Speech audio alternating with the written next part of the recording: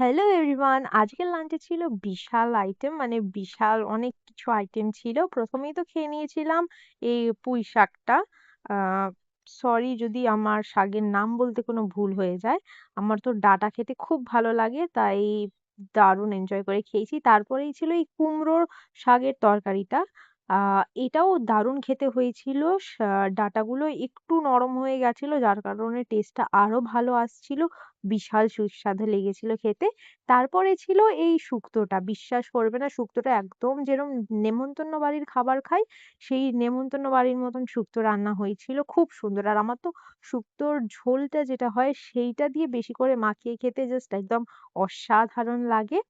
তারপরেই ছিল ফুলকপি আর আলু দিয়ে ঝোল। বিশ্বাস করবে না, অনেক দিন যখন খুব রিচ খাবার হয়ে যায়, তারপরে দিন যদি মনে হয় কোনো হালকা পাতলা খাবার খাবো, সেটা হচ্ছে দিস ওয়ান অ্যান্ড অনলি আলু ফুলকপির ঝোল, যেটা খেতে অ্যাজ ইউজুয়াল দারুণ হয়েছিল।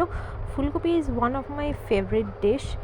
তো তোমরা কারা আছো যারা ফুলকপি খেতে ভালোবাসো, আর তোমাদের মধ্যে কে কে আছো যারা লাঞ্চে এত কিছু আইটেম দিয়ে খাবার খাও? অবশ্যই জানাবে আর ভিডিওটাতে লাইক করে দেবে।